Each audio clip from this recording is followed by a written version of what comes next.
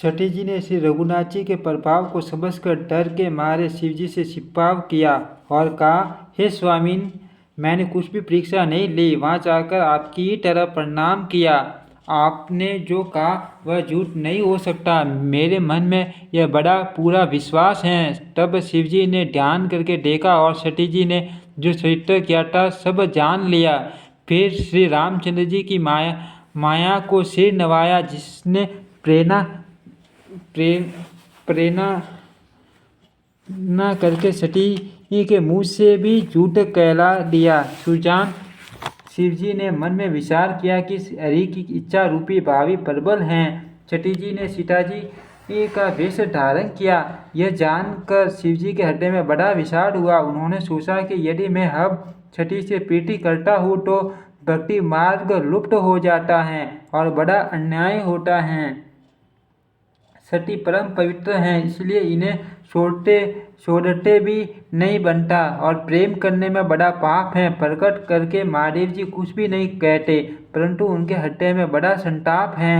तब शिव जी ने प्रभु श्री रामचंद्र जी के शरण कमलों में सिर नवाया और श्री राम जी का स्मरण करते हुए ही उनके मन में यह आया कि सती के इस शरीर से मेरी पतित रूप में भेंट नहीं हो सकती।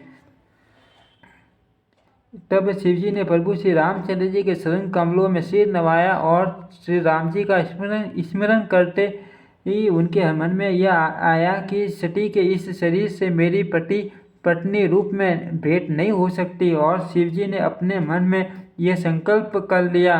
स्थिर बुद्धि शंकर जी ऐसा विचार कर श्री रघुनाथ जी का स्मरण करते हुए अपने घर कैलाश को चलते समय सुंदर आकाशवाणी हुई कि हे महेश, आपकी जय हो, आपने भक्ति की अच्छी ढूंढता की। आपको छोड़कर दूसरा कौन ऐसी प्रतिज्ञा कर सकता है। आप श्री रामचंद्र जी के भक्त हैं, समर्थ हैं और भगवान हैं। इस आकाशवाणी को सुनकर सती के मन में चिंता हुई और उन्होंने सकुचाते हुए शिव जी से पूछा, हे कृपालु, कहिए आपने कौन सी प्रतिज्ञा की है कि हे प्रभु, आप सत्य के धाम और दीन दयालु हैं। यद्यपि सती जी ने बहुत प्रकार से पूछा, परंतु त्रिपुरारी शिव जी ने कुछ न कहा। सती जी ने हृदय में अनुमान किया कि सर्वज्ञ शिव जी सब जान गए। मैंने शिव जी से कपट किया। स्त्री स्वभाव से ही मूर्ख और बेसमझ होती हैं।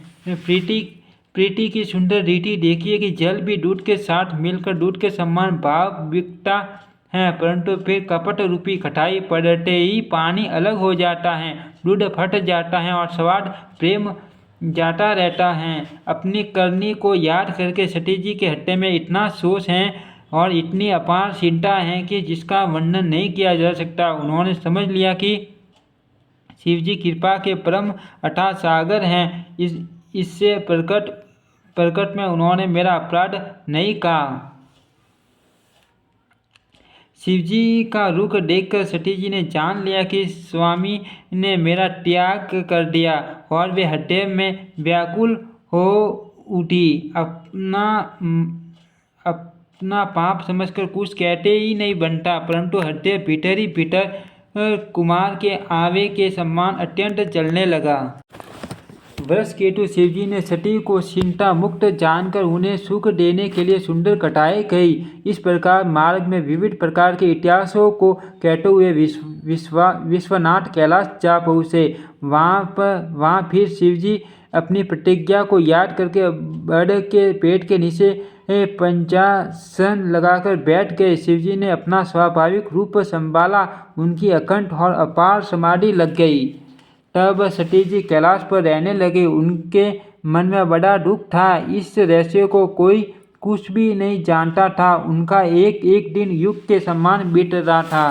सती के हृदय में नित्य नया और भारी सोच हो रहा था कि मैं इस दुख समुद्र के पार कब जाऊंगी। मैंने जो श्री रघुनाथ जी का अपमान किया और फिर पति के वचनों को झूठ जाना, उसका फल विधाता ने मुझको दिया। जो उचित था वही किया, परंतु हे विधाता, अब तुझे ये उचित नहीं कि जो शंकर से विमुख होने पर भी मुझे जिला रहा है।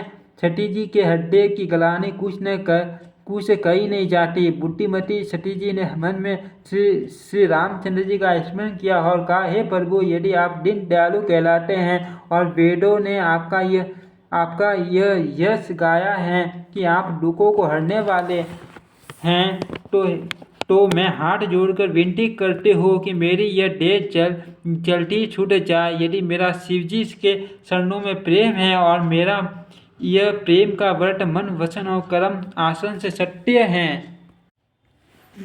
तो हे सर्वदर्शी प्रभु, सुनिए और शीघ्र ही वह उपाय कीजिए जिससे मेरा मरण हो और बिना ही परिश्रम यह परित्याग रूपी असा विपत्ति दूर हो जाए। दक्ष छूटा सती जी की इस प्रकार बहुत दुखित थी। उनको इतना दारुण दुख था कि जिसका वर्णन नहीं किया जा सकता। 87,000 वर्ष बीत जाने पर अविनाशी शिवजी ने समाधि खोली।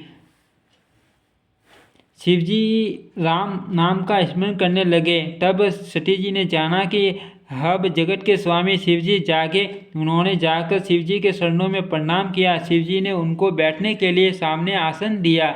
शिवजी भगवान हरि की रसमयी कथाएं कहने लगे। उसी समय दक्ष प्रजापति हुए। ब्रह्मा जी ने सब प्रकार से योग्य देखकर समझकर दक्ष को प्रजापतियों का नायक बना दिया। जब दक्ष ने इतना बड़ा अधिकार पाया तब उनके हृदय में अत्यंत अभिमान आ गया। जगत में ऐसा कोई नहीं पैदा हुआ जिसको प्रभुता पाकर मद न हो। दक्ष ने सब मुनियों को बुला लिया और वे बड़ा यज्ञ करने लगे। जो देवता यज्ञ का भाग पाते हैं, दक्ष ने उन सब को आदर सहित निमंत्रित किया। दक्ष का निमंत्रण पाकर किन्नर, नाग, सीड, गंधर्व और सब देवता अपनी अपनी स्त्रियों सहित चले। विष्णु, ब्रह्मा और महादेव जी को छोड़कर सभी देवता अपना अपना विमान सजाकर चले। सती जी ने देखा अनेकों प्रकार के सुंदर विमान आकाश में चले जा रहे हैं। देव सुंदरियां मधुर गान कर रही हैं, जिन्हें सुनकर मुनियों को ध्यान छूट जाता है। सती जी ने विमानों में देवताओं के जाने का कारण पूछा। तब शिव जी ने सब बातें बतलाई। पिता के यज्ञ की बात सुनकर सती कुछ प्रसन्न हुए और सोचने लगे कि यदि महादेव जी मुझे आज्ञा दे तो इसी बहाने कुछ दिन पिता के घर जाकर रहूं, क्योंकि उनके हृदय में पति द्वारा त्यागी जाने का बड़ा भारी दुख था।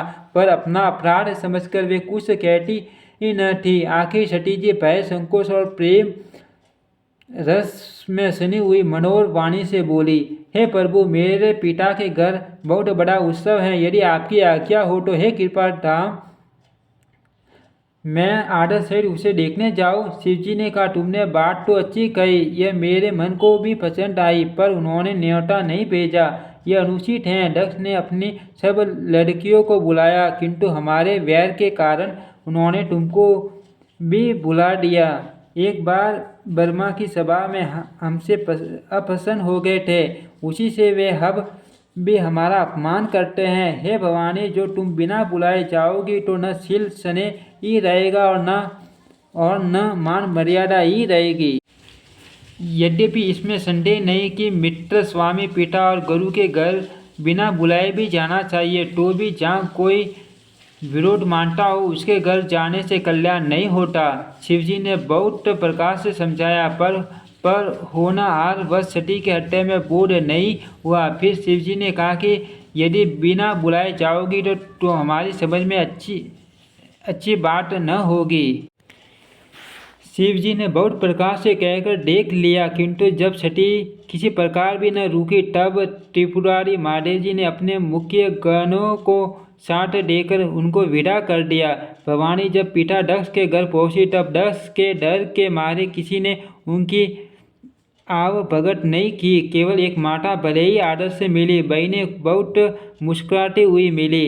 दक्ष ने तो उनकी कुछ कुशल तक नहीं पूछी। सती जी को देखकर उल्टे उनके सारे अंग जल उठे। तब सती ने जाकर यज्ञ देखा तो वहाँ कहीं शिवजी का भाग दिखाई नहीं दिया। तब शिवजी ने जो कहा था वह उनकी समझ में आया। स्वामी का अपमान समझकर सती का हृदय जल उठा। पिछला परित त्याग का दुख उनके हृदय में उतना नहीं व्यापा था जितना मान दुख इस समय पति अपमान के कारण हुआ। यद्यपि जगत में अनेक प्रकार के दारुण दुख हैं, तथापि जाति अपमान सबसे बढ़कर कठिन है। यह समझकर सती जी को बड़ा क्रोध हो आया। माता ने उन्हें बहुत प्रकार से समझाया बुझाया, परंतु उनसे शिवजी का अपमान सहा नहीं गया। इससे उनके हृदय में कुछ भी प्रबुद्ध नहीं हुआ। तब वे सारी सभा को हठपूर्वक डांट कर क्रोध भरे वचन बोली, हे सभासदों और सब मुनीश्वरों, सुनो। जिन लोगों ने यहाँ शिवजी की निंदा की या सुनी है, उन सबको उसका फल तुरंत ही मिलेगा और मेरे पिता दक्ष भी भली भांति पछताएंगे।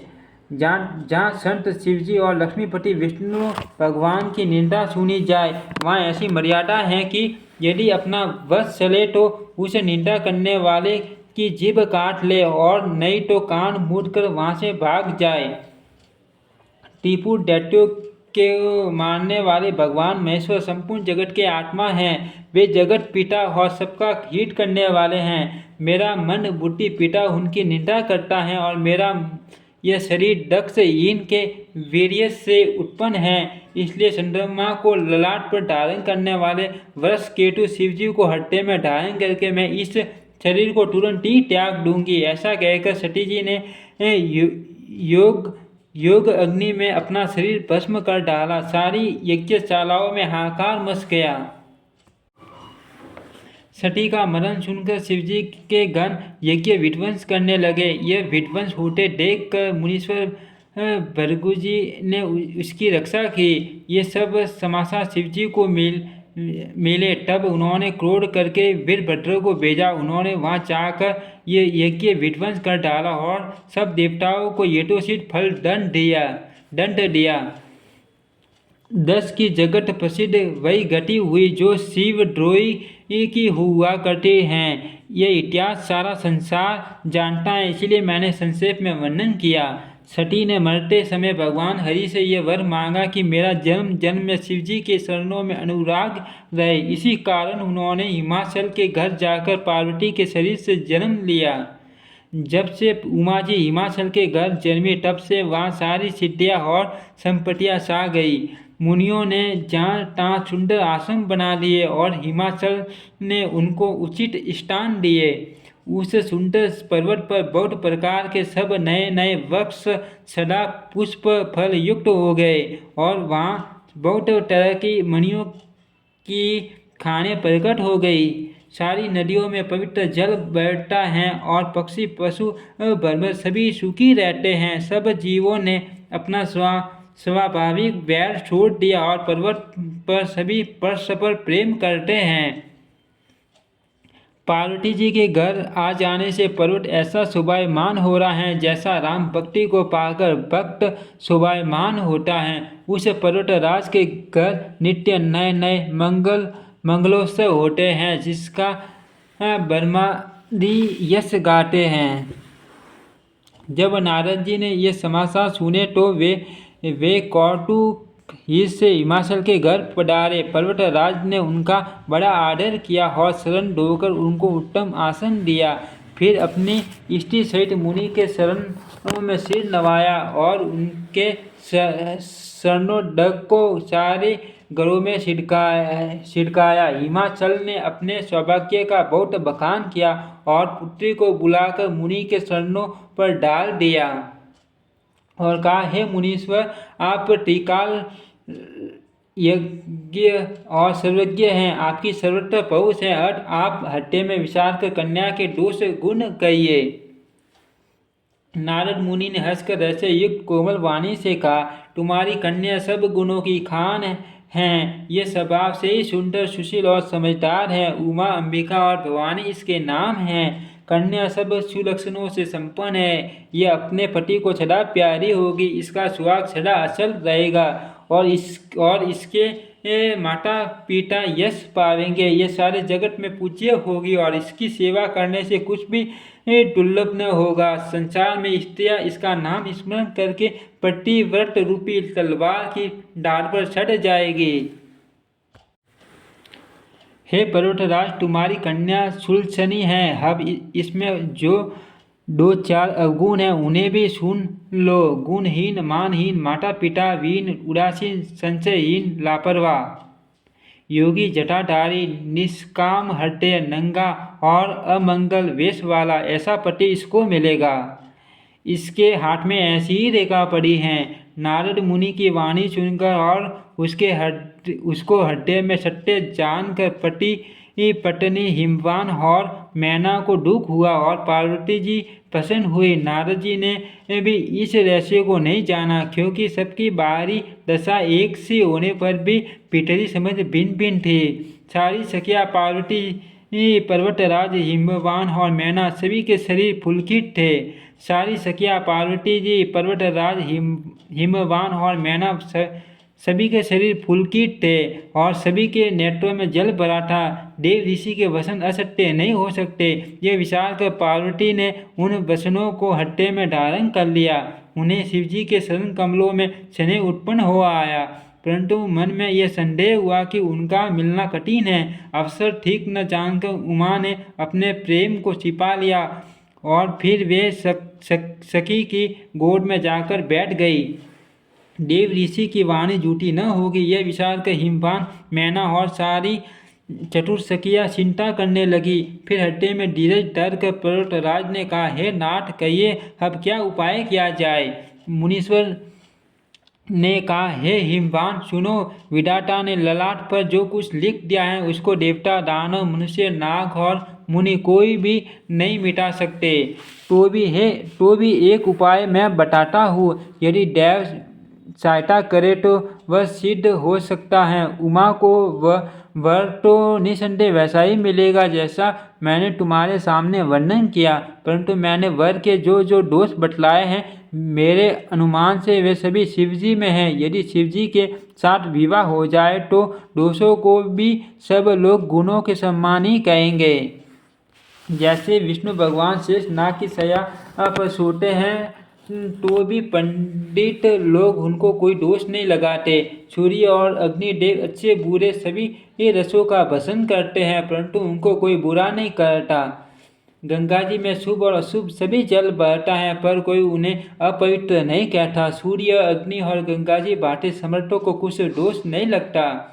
यदि मूर्ख मनुष्य ज्ञान के अभिमान से इस प्रकार होड़ करते हैं तो वे कल्प भर के लिए नरक में पड़ते हैं। भला कहीं जीव भी ईश्वर के सम्मान सर्वथा स्वतंत्र हो सकता है। गंगा जल से भी बनाई हुई मदिरा को जानकर संत लोग कभी उसका पान नहीं करते, पर वही गंगा जी में मिल जाने पर जैसे पवित्र हो जाती हैं, ईश्वर और जीवन में भी वैसे ही भेद हैं। शिवजी सहज ही समर्थ हैं, क्योंकि वे भगवान हैं, इसीलिए इस विवाह में सब प्रकार कल्याण है। परंतु महादेव जी की आराधना बड़ी कठिन है, फिर भी क्लेश तप करने से वे बहुत जल्द संतुष्ट हो जाते हैं। यद्यपि तुम्हारी कन्या तप करे तो त्रिपुरारी महादेव जी होनहार को मिटा सकते हैं। यद्यपि संसार में वर अनेक हैं, पर इसके लिए शिवजी को छोड़कर दूसरा वर नहीं है। शिवजी वर देने वाले, शरणागतों के दुखों का नाश करने वाले, कृपा के समुद्र और सेवकों के मन को प्रसन्न करने वाले हैं। शिवजी की आराधना किए बिना करोड़ों योग और जप करने पर भी ये वांछित फल नहीं मिलता। ऐसा कहकर भगवान का स्मरण करके नारद जी पार्वती को आशीर्वाद दिया और कहा कि हे पर्वतराज, तुम संदेह का त्याग कर दो, अब यह कल्याण ही होगा। यो कहकर नारद मुनि ब्रह्म लोक को चले गए। अब आगे जो चरित्र हुआ उसे सुनो। पति को एकांत में पाकर मैना ने कहा, हे नाथ, मैंने मुनि के वचनों का अर्थ नहीं समझा। जो हमारी कन्या के अनुकूल घर, वर और कुल उत्तम हो तो विवाह कीजिए, नहीं तो लड़की चाहे कुमारी रहे। मैं अयोग्य वर के साथ उसका विवाह नहीं करना चाहती, क्योंकि हे स्वामी, पार्वती मुझको प्राणों के समान प्यारी हैं। यदि पार्वती के योग्य वर न मिला तो सब लोग कहेंगे कि पर्वत स्वभाव से ही जड़ मूर्ख होते हैं। हे स्वामी, इस बात को विचार कर ही विवाह कीजिएगा, जिसमें फिर पीछे हटने में संताप न हो। इस प्रकार कहकर मैना पति के चरणों पर मस्तक रखकर गिर पड़ी। तब हिमवान ने प्रेम से कहा कि चाहे चंद्रमा में अग्नि प्रकट हो जाए पर नारद जी के वचन झूठे न हो सकते। हे प्रिय सब सोच छोड़कर श्री भगवान का स्मरण करो, जिन्होंने पार्वती को रचा है, वे ही कल्याण करेंगे। अब यदि तुम्हें कन्या पर प्रेम है तो जाकर उसे ये शिक्षा दो कि वह ऐसा तप करे जिससे शिवजी मिल जाए। दूसरे उपाय से ये कलेश नहीं मिटेगा।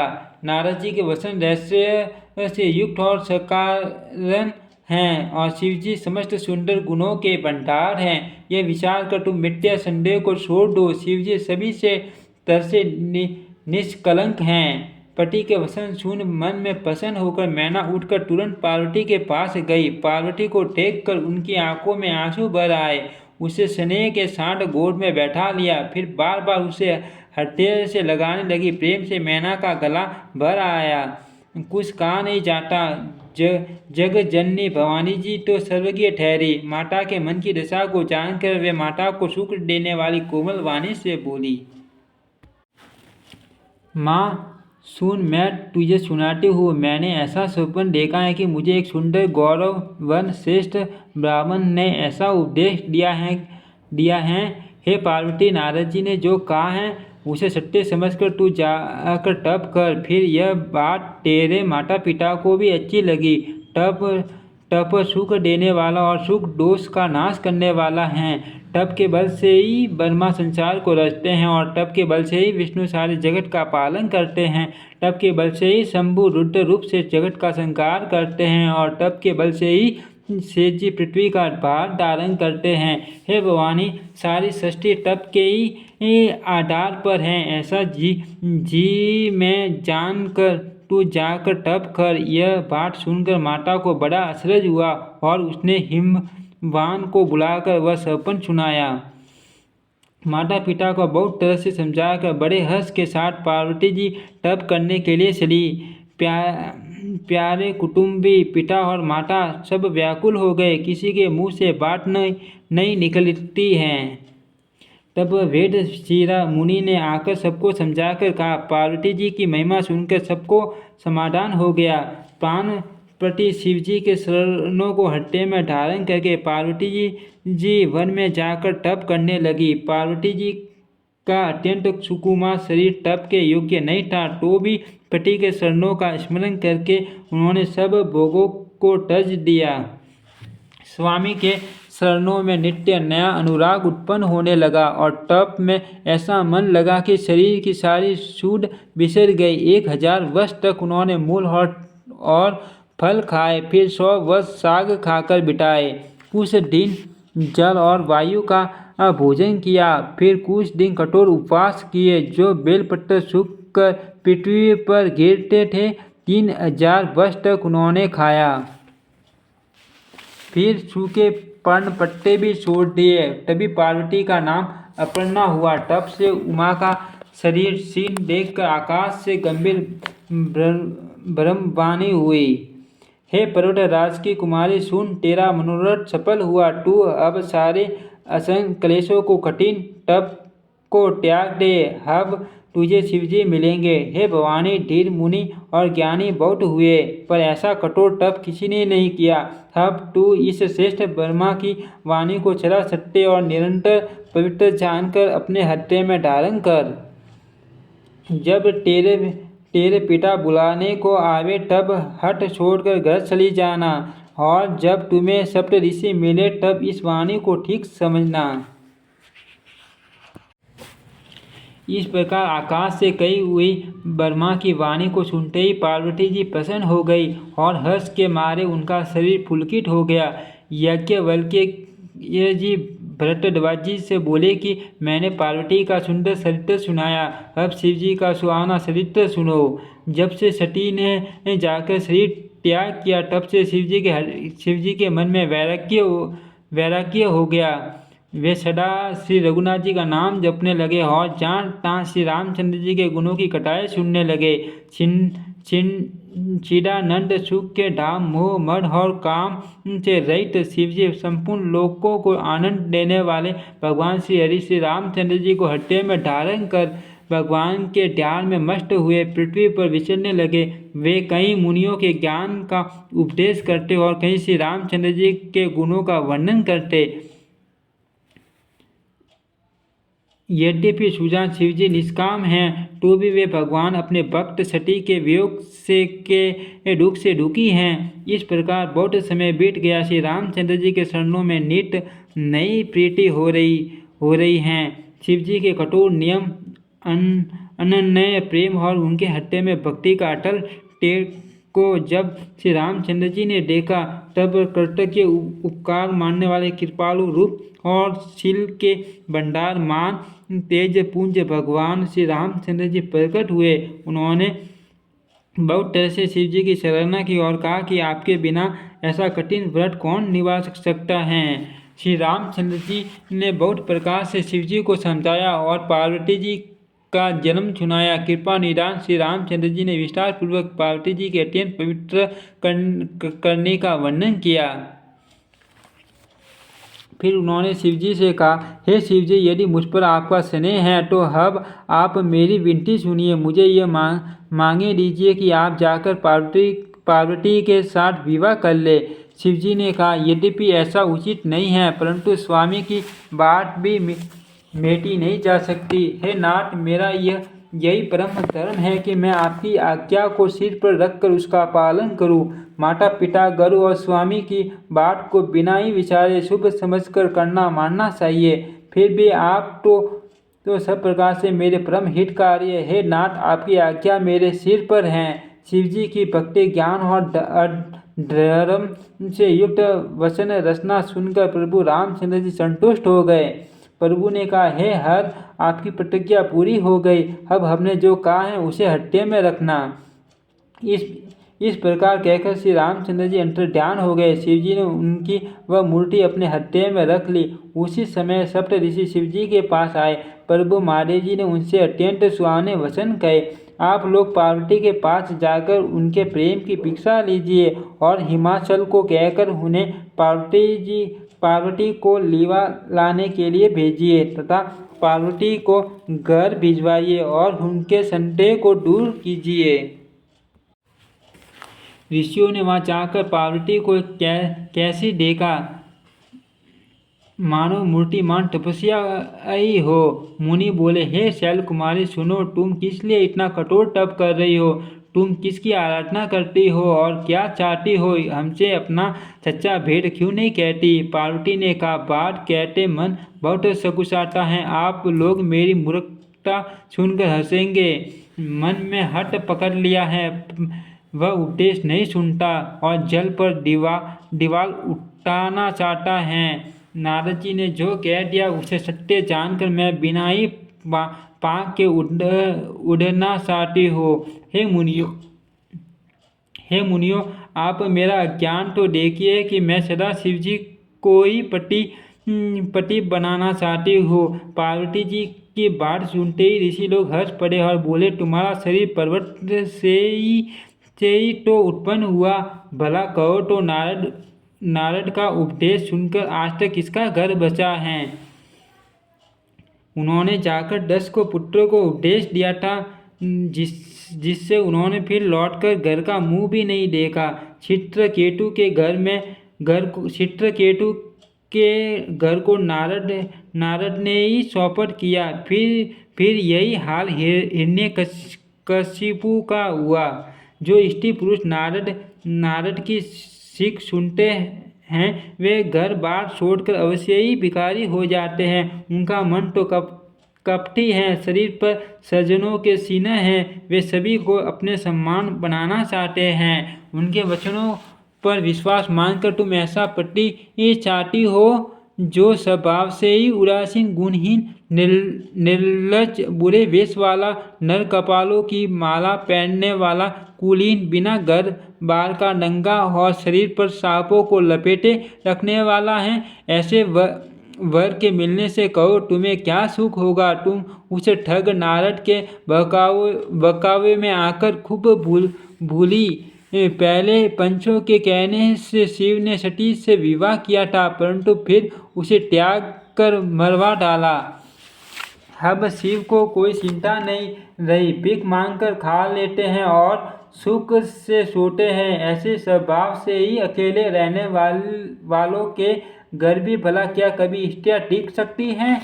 अब भी हमारा काम मानो, हमने तुम्हारे लिए अच्छा वर विचारा है। वह बहुत ही सुंदर, पवित्र, सुखदायक और सुशील है, जिसका यश और लीला वेद गाते हैं। वह दोषों से रहित, सारे सद्गुणों की राशि, लक्ष्मी का स्वामी और वैकुंठपुरी का रहने वाला है। हम ऐसे वर को लाकर तुमसे मिला देंगे। ये सुनते ही पार्वती जी हंसकर बोली, आपने यह सत्य ही कहा कि मेरा यह शरीर पर्वत से उत्पन्न हुआ है, इसलिए हट नहीं छूटेगा। शरीर भले ही छूट जाए, सोना भी पत्थर से ही उत्पन्न होता है, सो वह जलाए जाने पर भी अपने स्वभाव सुरवंत्व को नहीं छोड़ता। अत मैं नारद जी के वचनों को नहीं छोड़ूंगी, चाहे घर बसे या उजड़े, इससे मैं नहीं डरती। जिसको गुरु के वचनों में विश्वास नहीं, उसको सुख और सिद्ध समर्पण में भी सुगम नहीं होती। माना कि महादेव जी अवगुणों के भवन हैं और विष्णु समस्त सद्गुणों के धाम, पर जिसका मन जिसमें रम गया, उसको तो उसी से काम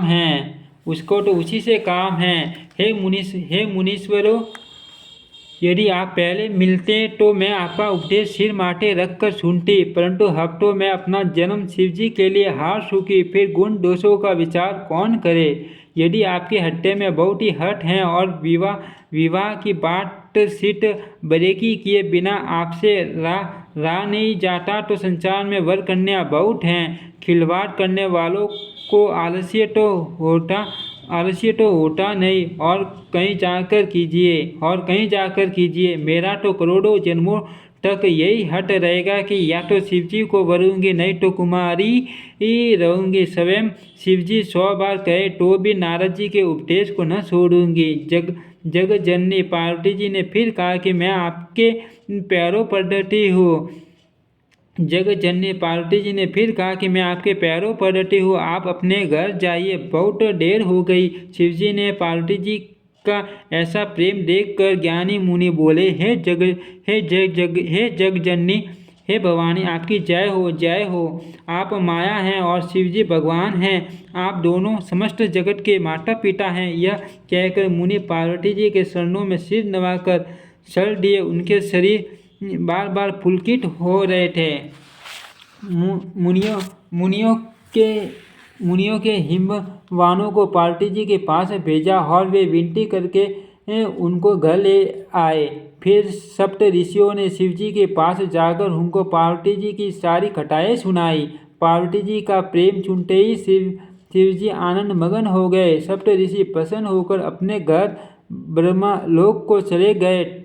तब सुजान शिवजी मन को स्थिर करके श्री रघुनाथ जी का ध्यान करने लगे।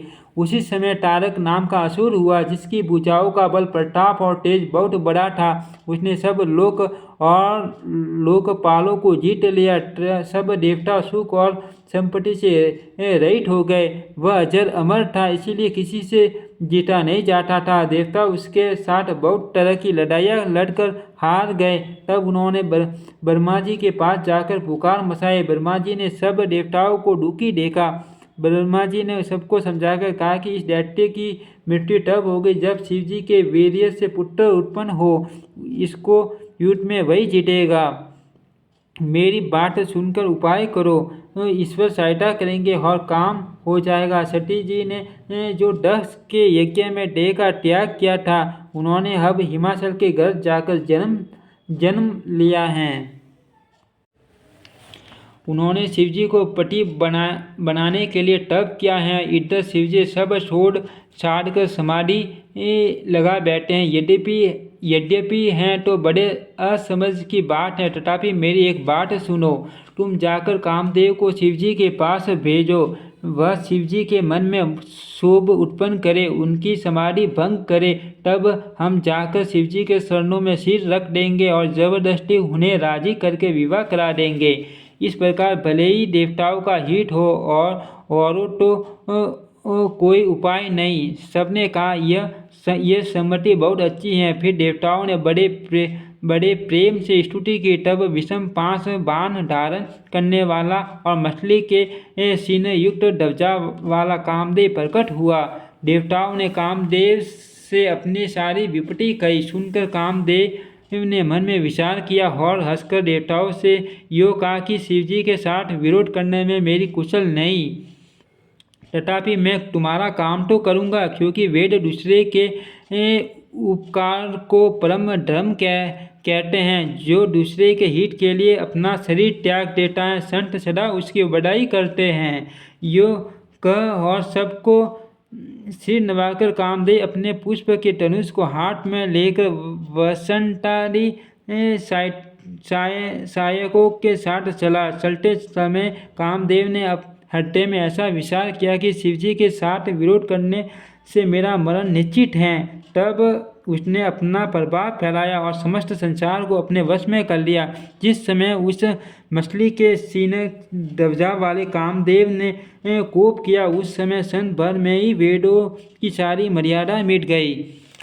ब्रह्मचर्य, नियम, नाना प्रकार के संयम, धीरज, धर्म, ज्ञान, विज्ञान, सदाचार, जप, योग, वैराग्य आदि विवेक की सारी सेना डरकर भाग गई।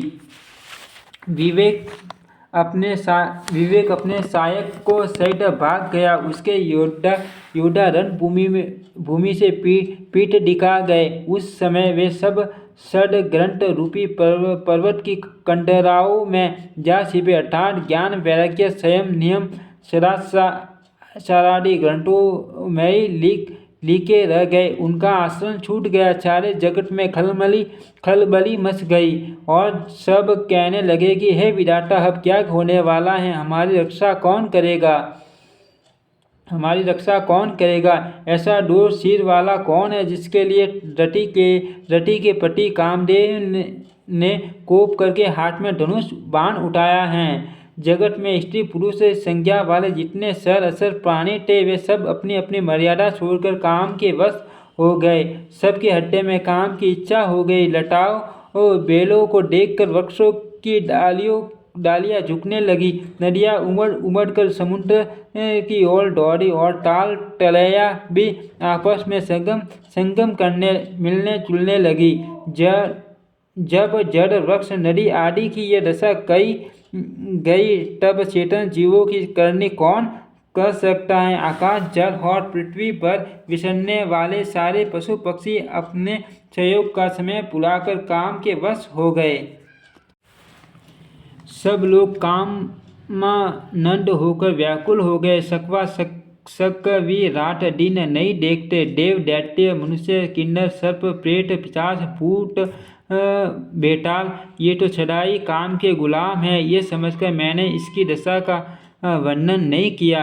छिद विरक्त महामुनि और मान योगी भी काम के वश होकर योग रहित या स्त्री के विरही हो गए।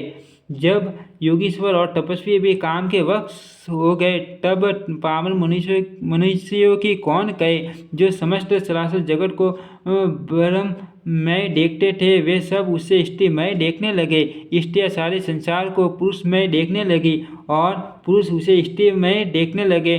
तो 2 घड़ी तक सारे ब्रह्मांड के अंदर कामदेव का रचा हुआ यह कौतुक तमाशा रहा। किसी ने भी हृदय में धैर्य नहीं धारण किया। कामदेव ने सबके मन हर लिए। श्री रघुनाथ जी ने जिनकी रक्षा की, केवल वे ही उस समय बचे रहे। जो घड़ी तक ऐसा तमाशा हुआ जब तक कामदेव शिवजी के पास पहुंच गया। शिवजी को देखकर कामदेव डर गया। तब सारा संसार फिर जैसा का तैसा स्थिर हो गया। तुरंत ही जब जीव वैसे ही सुखी हो गए जैसे मठ वाले नशा पिए हुए लोग मद नशा उतर जाने पर सुखी होते हैं। दुराधर्ष जिनको पराजित करना अत्यंत ही कठिन है और दुर्गम जिनका पार पाना कठिन है।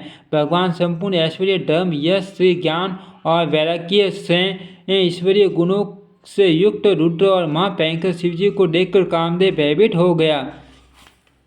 लौट जाने में लज्जा मालूम होती है और करते कुछ बनता नहीं। आखिर मन में मरने का निश्चय करके उसने उपाय रचा। तुरंत ही सुंदर ऋतुराज बसंत को प्रकट किया। फूले हुए नए नए वृक्षों की कतारें सुशोभित हो गई। वन उपवन बावली तालाब और सब दिशाओं के विभाग परम सुंदर हो गए। जहाँ तहाँ मानो प्रेम उमड़ रहा है, जिसे देखकर मरे मनों में भी कामदेव जाग उठा। मरे हुए मन में भी कामदेव जागने लगा। वन की सुंदरता कही नहीं जा सकती। काम रूपी अग्नि का सच्चा मित्र शीतल मंद सुगंधित पवन चलने लगा। सरोवर में अनेकों कमल खिल गए, जिन पर सुंदर भौरों के समूह गुंजार करने लगे। राजहंस कोयल और टूटे रसीली बोली बोलने लगे और अप्सराएं गा गा कर नाचने लगी। कामदेव अपनी सेना समेत करोड़ों प्रकार की सब कलाएं उपाय करके हार गया, पर शिवजी की असल समाधि न डिगी। तब कामदेव क्रोधित हो उठा।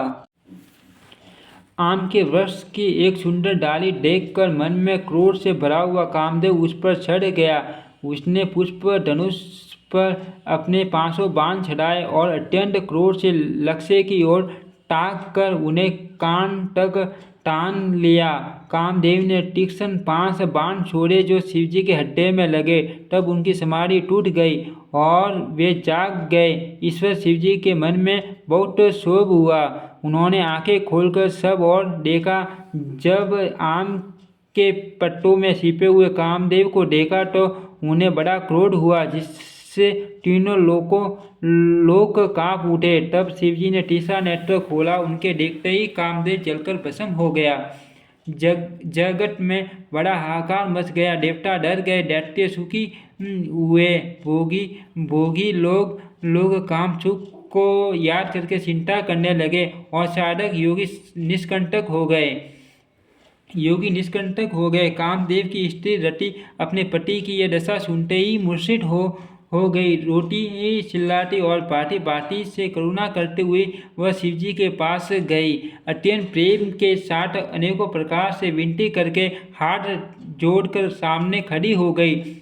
शीघ्र प्रसन्न होने वाले कृपालु शिवजी ही अबला असहायता स्त्री को देखकर सुंदर उसको सांत्वना देने वाले वचन बोले। हे रति, अब से तेरे स्वामी का नाम अनंग होगा। वह बिना ही शरीर के सबको व्यापेगा। अब तू अपने पति से मिलने की बात सुन। जब पृथ्वी के बड़े भारी भार को उठाने के लिए यदुवंश में श्री कृष्ण का अवतार होगा, तब तेरा पति उनके पुत्र प्रद्युम्न के रूप में उत्पन्न होगा। मेरा यह वचन अन्यथा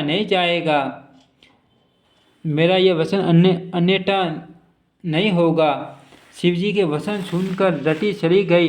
अब दूसरी कथा बखान कर विस्तार से कहता हूँ। ब्रह्मादि देवताओं ने यह समाचार सुने तो वे वैकुंठ चले।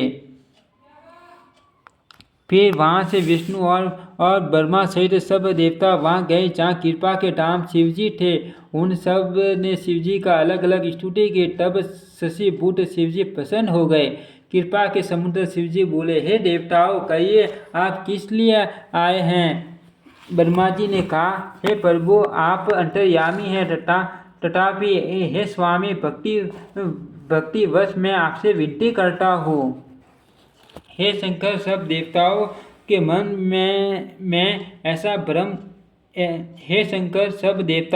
में ऐसा परम उत्साह है कि हे नाथ, वे अपनी आंखों से आपका विवाह देखना चाहते हैं। हे कामदेव के वध को दूर करने वाले, आप ऐसा कुछ कीजिए जिससे सब लोग इस उत्सव को नेत्र भरकर देखें। हे कृपा के सागर, कामदेव को वश करके आपने रति को जो वरदान दिया है सो बहुत ही अच्छा किया। हे नाथ, श्रेष्ठ स्वामियों का यह सहज स्वभाव ही है कि वे पहले दंड देकर फिर कृपा किया करते हैं। पार्वती ने अपार तप किया है, अब उन्हें अंगीकार कीजिए। ब्रह्मा जी की प्रार्थना सुनकर और प्रभु श्री रामचंद्र जी के वचनों को याद करके शिवजी ने प्रसन्नतापूर्वक कहा, ऐसा ही हो। तब देवताओं ने नगाड़े बजाए और फूलों की वर्षा करके जय हो, देवताओं के स्वामी की जय हो, ऐसा कहने लगे। उचित अवसर जानकर सप्त ऋषि आए और ब्रह्मा जी ने तुरंत ही उन्हें हिमाचल के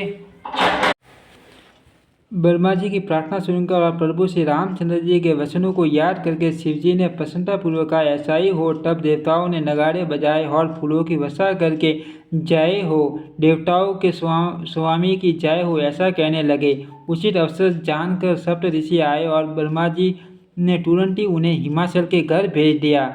वे पहले वहाँ गए जहाँ पार्वती जी थी और उनसे सल से भरे मीठे विनोद युक्त आनंद पहुँचाने वाले वचन बोले।